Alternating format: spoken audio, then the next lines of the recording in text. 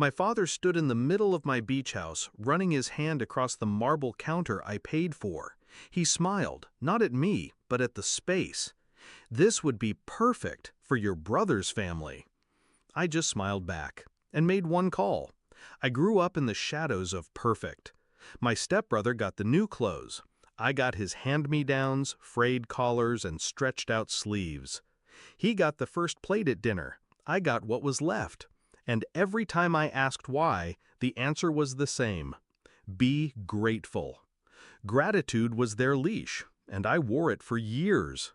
At first, I thought it was normal, that maybe love just meant sacrificing more, asking less.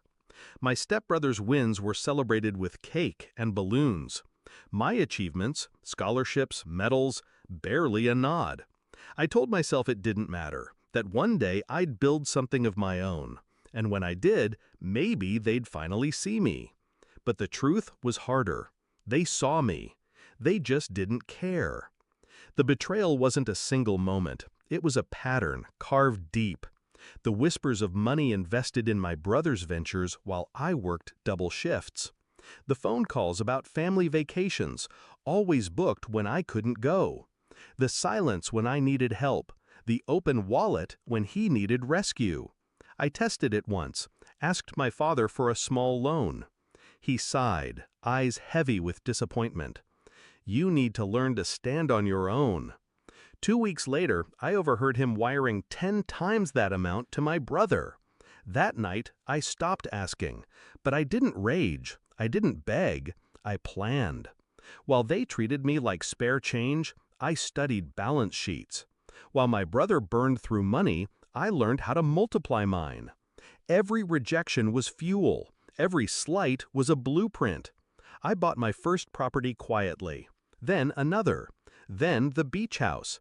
All cash. No cosigners. No one's name but mine. And I waited. Because revenge is patient. So there we were.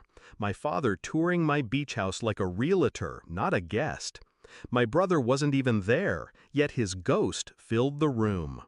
This would be perfect for his family. He looked at me expectantly, as if my role was obvious. Hand it over, step aside, smile while doing it. Old habits almost answered for me. Almost. But then I remembered every be grateful, every leftover meal, every slammed door when I needed a place to sleep. I slipped my phone out of my pocket and dialed. "Now," I said into the receiver. Minutes later, a man in a suit walked in, my lawyer, folder in hand. He set it on the counter between us. "What's this?" my father asked, his smile faltering. I leaned forward. Calm, precise. Deeds, titles, proof of ownership. This house, the rentals, the condos, all mine. Paid in full. His brows knit. "That's not what I cut him off. "No, it's not. You thought I'd build just so he could inherit. That I'd keep living in his shadow, funding his failures. That ends today." My lawyer slid another paper across the counter.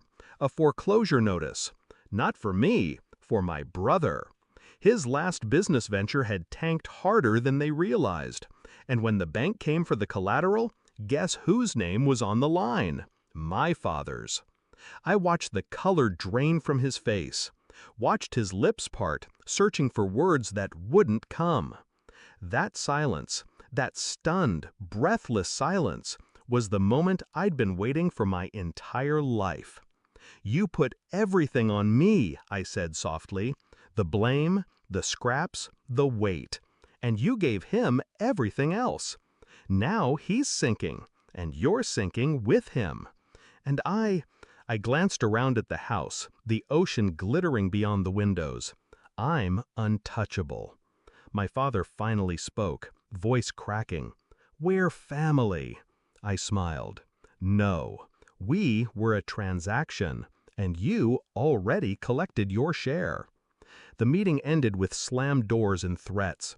But threats can't touch what's already fortified. I built walls they'll never climb, accounts they'll never see, properties they'll never step foot in. The next week, my father called. Not to apologize, not to reconcile, but to plead. Your brother has nowhere to go. His kids. I hung up. Because I remember being a kid with nowhere to go, and no one ever picked up the phone for me. Now, when I walk through my beach house, I hear nothing but the waves. No commands, no comparisons, just freedom. Sometimes I picture my stepbrother driving past, family crammed into a rental, watching me through tinted glass. I hope he sees the lights glowing from my windows. I hope he knows what it feels like to be on the outside looking in, because that's where I lived my entire childhood. And now, it's his turn. I grew up wearing his hand-me-downs, eating his leftovers, being told to be grateful. Now, I own everything they thought I never would. And when my father tried to hand it all back to him, I gave him something better: silence, and the sound of the ocean washing away everything they ever took from me.